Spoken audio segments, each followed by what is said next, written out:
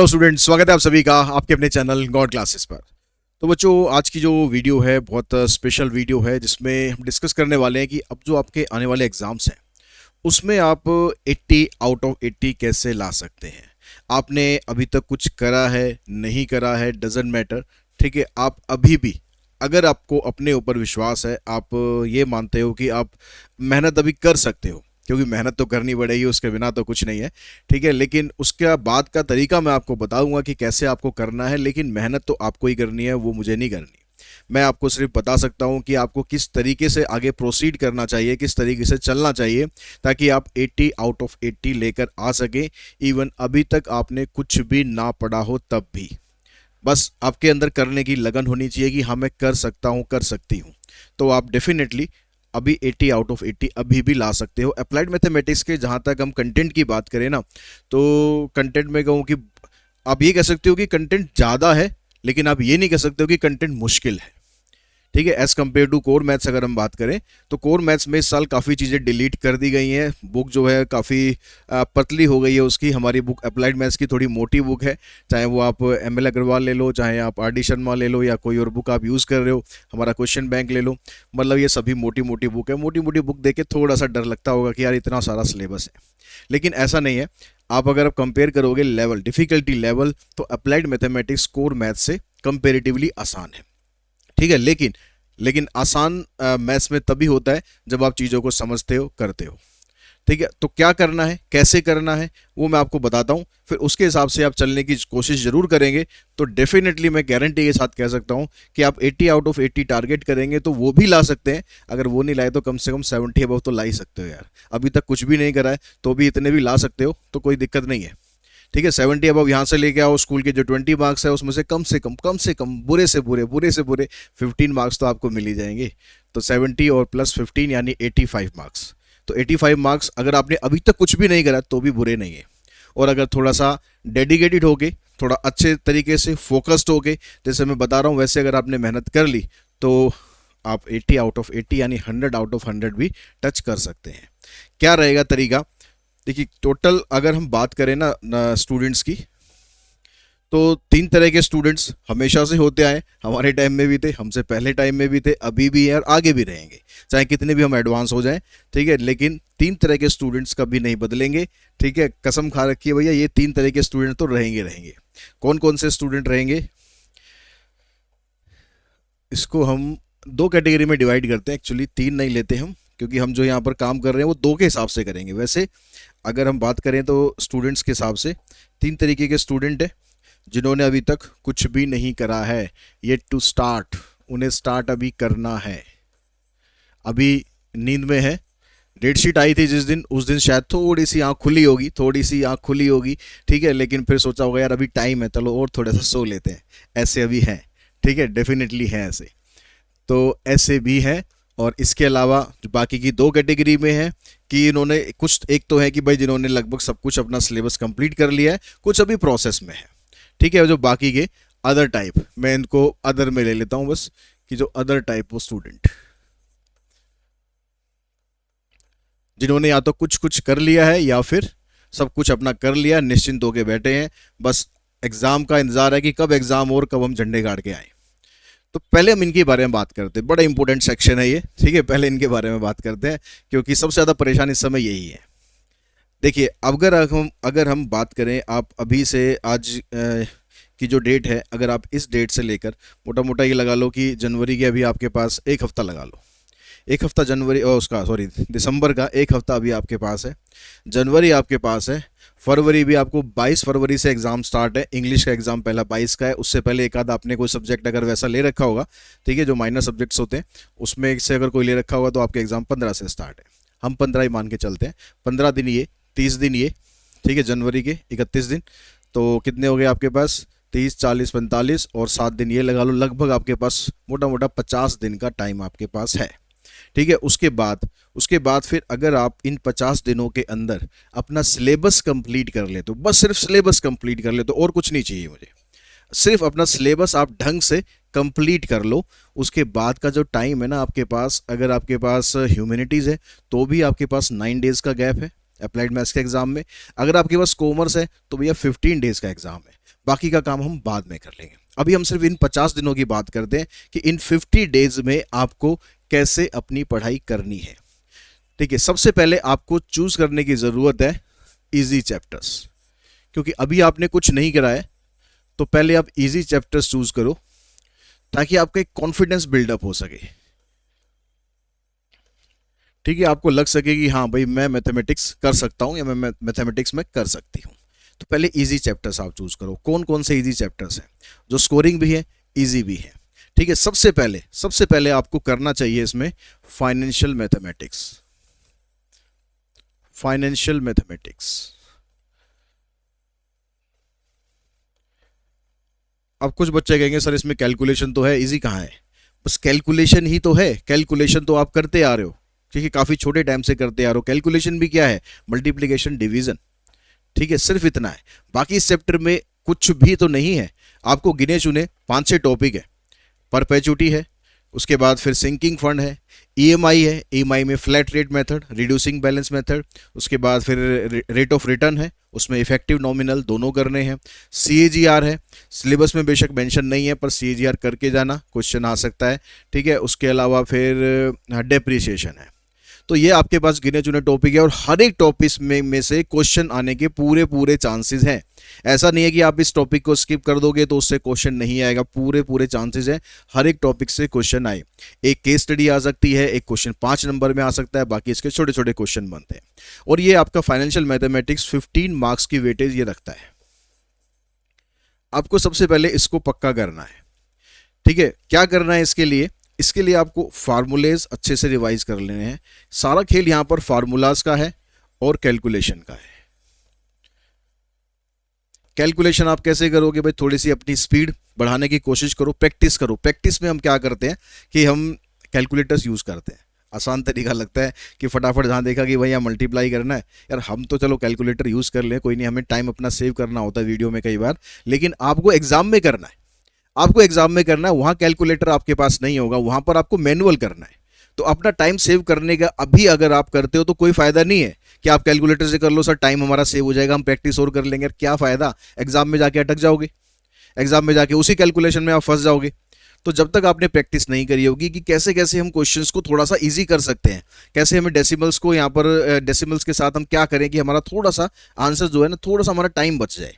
तो ये छोटी छोटी ट्रिक्स मैंने अक्सर अपनी क्लासेस में, वीडियो में बताता रहता हूँ कि आप कैसे कैलकुलेशन करो। ठीक है, तो उसको ध्यान दो और हमेशा मैनुअल कैलकुलेशन करो। ये आपका ये टाइम नहीं है कि आप लेके कैलकुलेटर लेके बैठो, मोबाइल लेके बैठो और उससे फिर आप कैलकुलेशन करो, कोई फायदा नहीं होगा। ठीक है, उसके बाद आप दूसरा चैप्टर पकड़ो, टाइम सीरीज कर लो इसके साथ साथ ही। टाइम सीरीज में कुल मिलाकर आपके पास 2 टॉपिक है।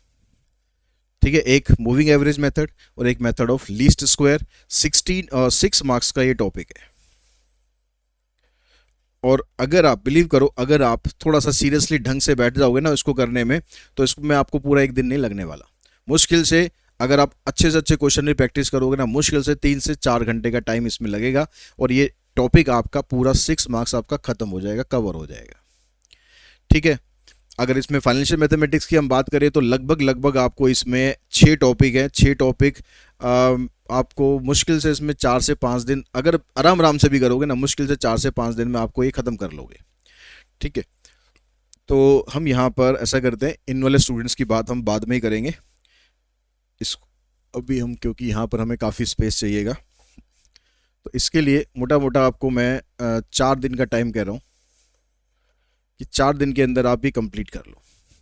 ठीक है, टाइम सीरीज ये एक ही दिन में आपका कंप्लीट हो जाएगा। एक दिन का मतलब भी 3 से 4 घंटे का टाइम है, इससे ज़्यादा का टाइम इसमें नहीं लगने वाला। उसके बाद फिर आओ आप मैट्रिसेस एंड डिटर्मिनेंट पे। मैट्रिसेस एंड डिटर्मिनेंट बहुत आसान चैप्टर है।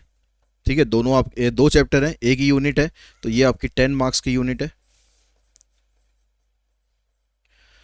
कंसेप्ट को समझेंगे, कंसेप्ट को समझने के बाद कुछ क्वेश्चन इसके प्रैक्टिस कर लोगे ना आप, हर एक जो जो कंसेप्ट पढ़ोगे उसके 2-2 4-4 क्वेश्चन भी प्रैक्टिस कर लोगे, ये टॉपिक आपका इजीली तैयार हो जाएगा। इसके 1 शॉट देख सकते हो उसका, या आप जो उसकी रेगुलर वीडियोज है वो देख सकते हो। मैट्रिसेस डिटर्मिनेंट में मैं हद से हद 4 दिन इससे ज़्यादा का टाइम इसमें नहीं लगना। ठीक है, इसमें आप ये कन्वर्ट इसको कवर आप कर सकते हो। उसके बाद फिर नेक्स्ट टॉपिक पे जाना आप। फर्स्ट टॉपिक है फर्स्ट और सेकंड चैप्टर। ठीक है, नंबर्स, क्वांटिफिकेशन, न्यूमेरिकल प्रॉब्लम्स, उसके अलावा न्यूमेरिकल इनइक्वलिटी, यानी फर्स्ट और सेकंड चैप्टर। ये यूनिट आपकी पूरी 11 मार्क्स की है। तो टोटल मिलाकर न्यूमेरिकल इनइक्वलिटी मिलाकर इसके अंदर 6 टॉपिक है। ठीक है, सबसे पहले कॉन्ग्रुएंस मॉडुलो है, उसके बाद एलिगेशन मिक्सर है, उसके बाद फिर पाइप एंड सिस्टम है, बोट्स एंड स्टीम्स है, रेसेस एंड गेम्स है, और न्यूमेरिकल इनइक्वलिटी खुद अपने आप में जो चैप्टर है वो एक टॉपिक वो है। तो 6 टॉपिक है इसके अंदर, आप इसमें 6 दिन पूरे ले लो, कोई दिक्कत नहीं है। ठीक है, उसके बाद फिर आप, ये हो गया हमारे पास पहला, दूसरा, तीसरा, चौथा हो गया। फिर प्रोबेबिलिटी पे आ जाओ। प्रोबेबिलिटी, प्रोबेबिलिटी 10 मार्क्स का टॉपिक है। मार्क्स पर चेक कर लेते हैं कहीं, वैसे तो ठीक ही है पर फिर भी एक बार देख लेते हैं। तो प्रोबेबिलिटी 10 की ही है, 10 मार्क्स की है। अब इस प्रोबेबिलिटी के अंदर 4 टॉपिक हैं। एक तो पॉइजन डिस्ट्रीब्यूशन, नॉर्मल डिस्ट्रीब्यूशन, और जो बाइनोमियल डिस्ट्रीब्यूशन है, और एक फिर एक नॉर्मल। ठीक है, तो मतलब 4 टॉपिक है इसके अंदर, जिसमें आपको प्रॉपर्टी डिस्ट्रीब्यूशन बनानी है पहली 2 एक्सरसाइज में, अगली 2 में बाइनोमियल डिस्ट्रीब्यूशन के क्वेश्चन है, फिर उसके बाद Poisson distribution, normal distribution. 4 topic है, 4 दिन का टाइम आप ले लो।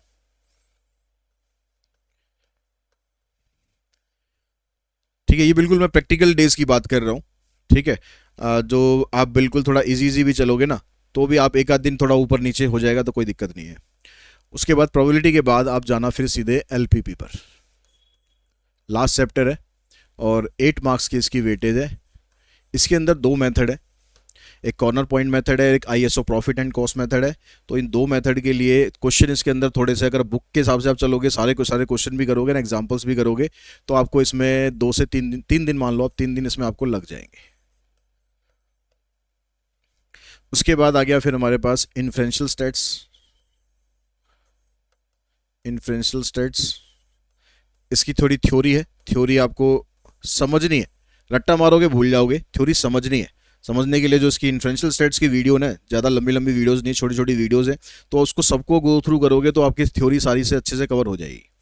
और इसमें आपको मुश्किल से आपको 3 दिन का टाइम इसमें लगेगा। और इसकी जो वेटेज है 5 मार्क्स की इसकी वेटेज है।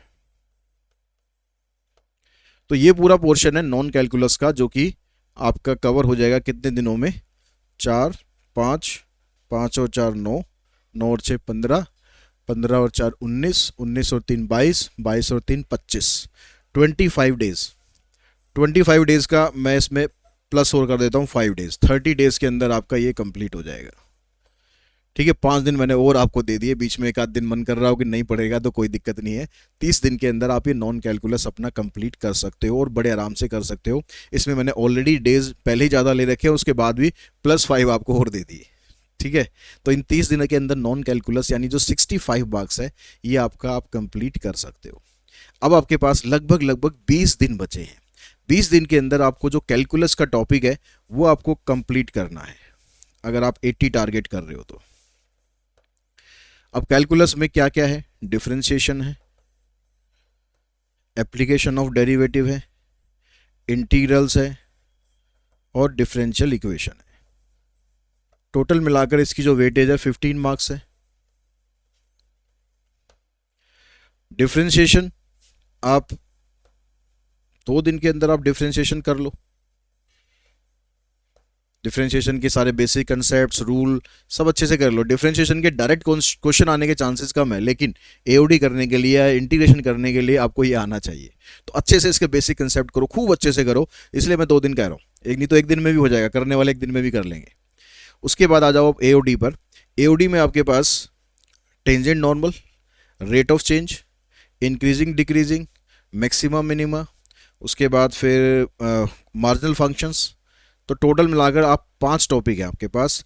5 टॉपिक में से टेंजेंट नॉर्मल आपका एक दिन में कवर हो जाएगा, एक दिन में रेट ऑफ चेंज कवर हो जाएगा, एक दिन में इंक्रीजिंग डिक्रीजिंग कवर हो जाएगा, 2 दिन में मैक्सिमम मिनिमम कवर होगा, एक दिन के अंदर आपका मार्जिनल फंक्शन कवर होगा।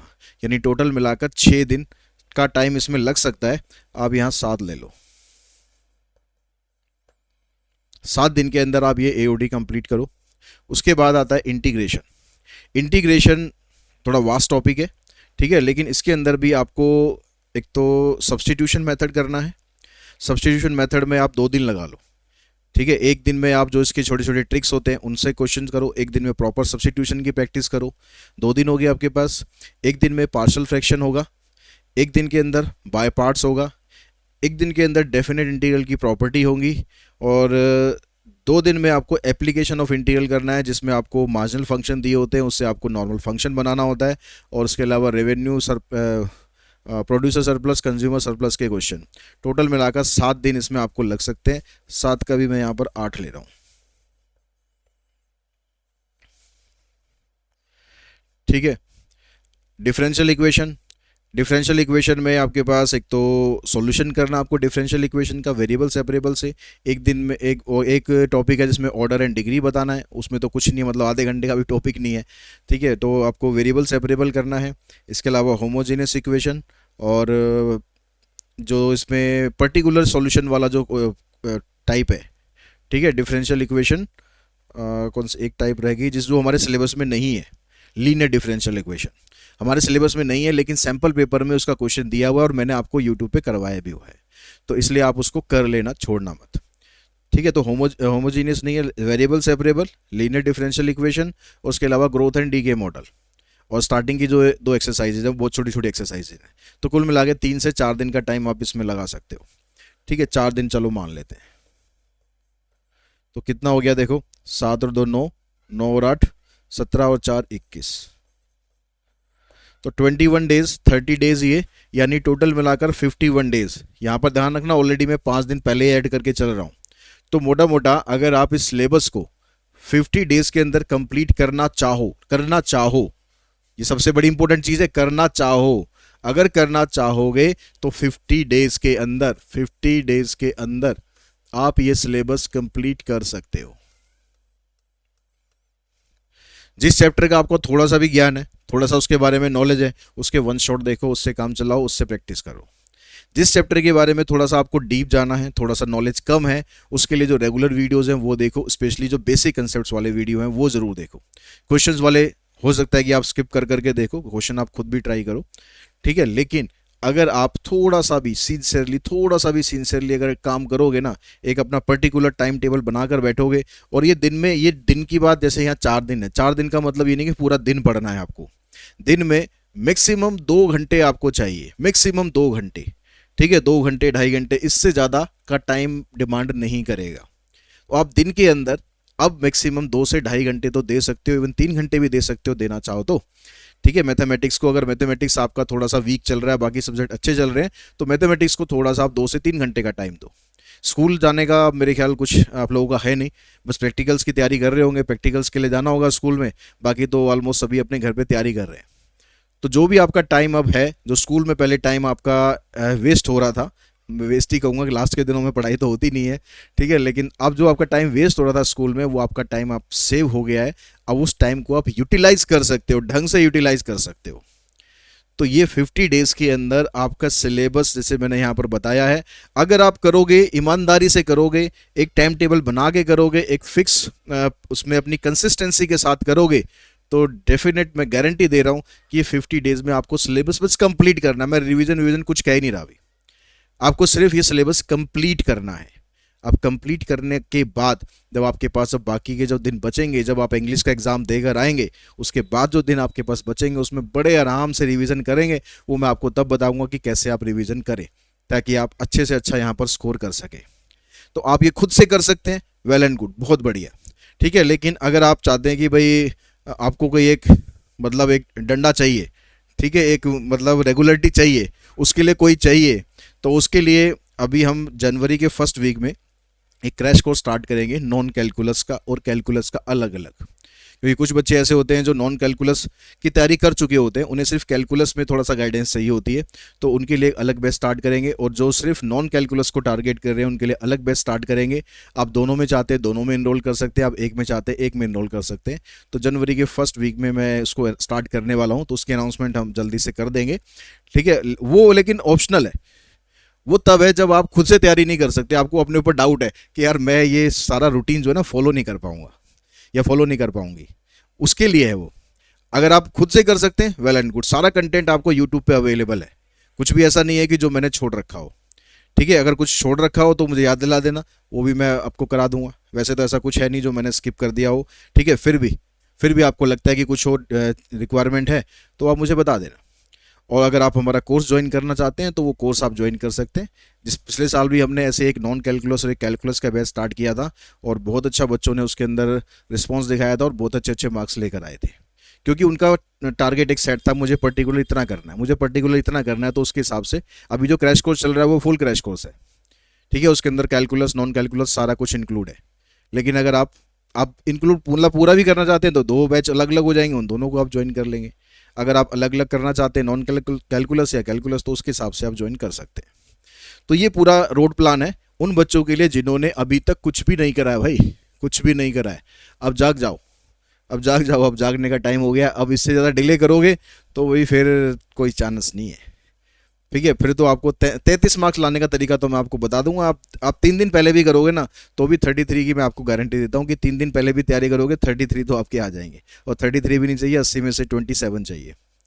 ठीक है, लेकिन अगर आप अच्छा स्कोर करना चाहते हो तो भाई जाग जाओ और तैयारी करो। अब जो दूसरी टाइप के स्टूडेंट है उनके लिए मतलब इतना कुछ डिटेल में बताने की ज़रूरत है नहीं। ठीक है, क्योंकि ऑलरेडी वो पता है उन्हें कि हमें क्या तैयारी करनी है। कुछ लोगों ने स्टार्ट कर दिया है, कुछ ने हाफ ईयरली के बाद स्टार्ट किया है, कुछ स्टार्टिंग से ही लगे पड़े हैं।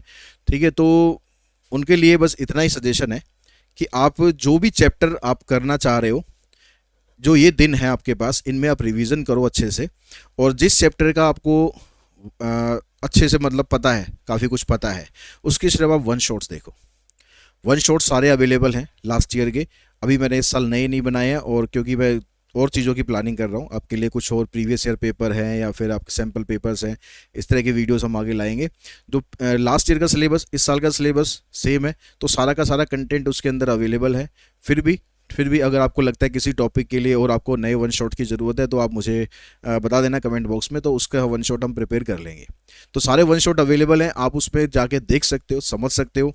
ठीक है, एक पूरी वीडियो है 12 आवर्स की, उसके अंदर सारे वन शॉट मैंने इकट्ठे कर दिए हैं। यानी एक वीडियो के अंदर ही आपका सिलेबस पूरा कवर हो जाएगा। उसमें गलती से शायद प्रोबेबिलिटी चैप्टर रह गया है, तो उसको मैं दोबारा एक बार उसको ऐड करके फिर दोबारा एक बार अपलोड कर दूंगा उस पूरे वीडियो को। तो आप उस एक वीडियो के थ्रू भी सारा का सारा अपना रिवाइज कर सकते हो। तो आपको सिर्फ उस चैप्टर के वन शॉट्स देखने हैं जिसके लिए आपको अभी डाउट है कि हमें इसको और प्रिपरेशन अभी करनी है।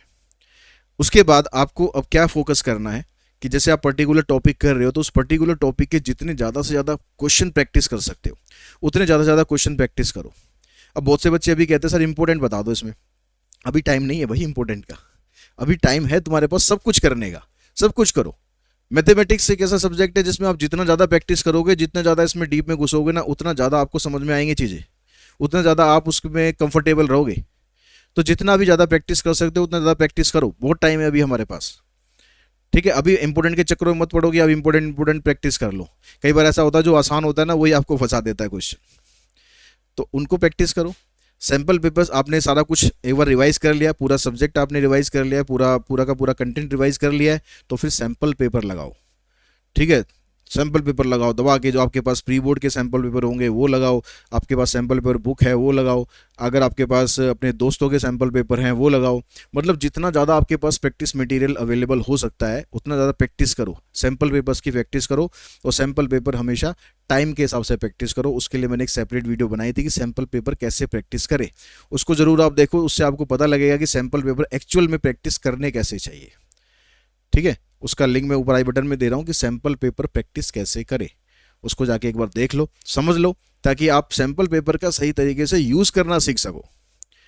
कई बार बच्चे सैम्पल पेपर करते तो हैं लेकिन उसमें से जो मतलब जूस निकालना है ना वो निकाल ही नहीं पाते। कि एक्चुअली में सैम्पल पेपर कर क्यों रहे हैं। सिर्फ इसलिए कर रहे हैं कि टीचर ने बोला है सैम्पल पेपर कर रहे हैं, हमने सुना है कि सैम्पल पेपर करने से अच्छा रहता है। अब अच्छा क्या रहता है, तो अच्छा क्या रहता है वो मैंने उसमें बताया हुआ है कि कैसे आप करो प्रैक्टिस। तो उसके लिए आप वो वीडियो देख लो, समझ लो, ठीक है। उसके बाद भी अगर कोई क्वेरी है, कोई भी आपको चीज़ समझनी है तो आप मुझे बता सकते हो। कंटेंट के लिए हमने जो अपनी बुक लॉन्च कर रखी है, गॉड क्लासेस का जो क्वेश्चन बैंक है वो हमने लॉन्च किया हुआ है। गॉड क्लासेस का सैम्पल पेपर है वो लॉन्च किया हुआ है, जो कि कम्प्लीटली अप्लाइड मैथमेटिक्स को डेडिकेटेड है, ठीक है। ये सैम्पल पेपर है और ये क्वेश्चन बैंक है, ये दोनों के दोनों अप्लाइड मैथमेटिक्स के लिए हैं, प्योर अप्लाइड मैथमेटिक्स के लिए हैं। इनको अगर आपको परचेज करना है तो इसका लिंक आपको डिस्क्रिप्शन बॉक्स में दिया हुआ है, वहाँ पर जाके आप इसकी हार्ड कॉपी, सॉफ्ट कॉपी, जैसा भी आप परचेज करना चाहें वैसा आप परचेज कर सकते हो। अगर आप सॉफ्ट कॉपी से परचेज करना चाहते हो तो ध्यान रखना कि सॉफ्ट कॉपी सिर्फ डिवाइस पर एक्सेसिबल है, ठीक है। कुछ स्टूडेंट ऐसे हैं जिन्होंने सॉफ्ट कॉपी परचेज कर ली है, बाद में कहते हैं सर नहीं हमें तो हार्ड कॉपी चाहिए। तो भैया ये सॉफ्ट कॉपी अगर आप ध्यान से आप परचेज करें कि आपको सॉफ्ट कॉपी चाहिए या हार्ड कॉपी चाहिए। हार्ड कॉपी अगर चाहिए तो उसका उसका अलग से कोर्स है, और सॉफ्ट कॉपी चाहिए तो उसका अलग से कोर्स है। आप जब ऐप पे जाएंगे, कोर्स सेक्शन में जाएंगे तो आपको सब कुछ वहाँ पर दिखाई दे जाएगा। परचेज करने से पहले ध्यान से उसको पढ़ लें, देख लें, कोई डाउट है तो पूछ ले पहले, उसके बाद परचेज करें, ठीक है। तो इसके अंदर कंटेंट जो आपको मिलेगा सब कुछ कंटेंट है, इससे अलावा आपको कुछ करने की ज़रूरत नहीं है। ये मैं गारंटी दे रहा हूँ कि ये दोनों बुक अगर आपने कर ली है तो आपको बोर्ड में 80 लाने से कोई रोक नहीं सकता, ठीक है। किसी में हिम्मत नहीं है कि आपके 80 मार्क्स रोक सके, बस आपने ढंग से इनकी प्रैक्टिस कर ली हो। तो इस इन्फॉर्मेशन के साथ ही आज की वीडियो फिनिश करेंगे, और मैं उम्मीद करूँगा कि जो रोड प्लान मैंने बताया था, जो रोड प्लान मैंने ये बताया है, आप इसको फॉलो करेंगे, और फॉलो करने के बाद आप मुझे इसका फीडबैक भी देंगे कि क्या वाकई में आप इसको फॉलो कर रहे हैं, और फॉलो करने के बाद आपको कुछ कॉन्फिडेंस आया नहीं आया। सारा खेल कॉन्फिडेंस का है। आपको कॉन्फिडेंस मैथ्स में आ गया तो अच्छा लगेगा, कॉन्फिडेंस अगर डगमगाया हुआ है तो फिर खत्म हो।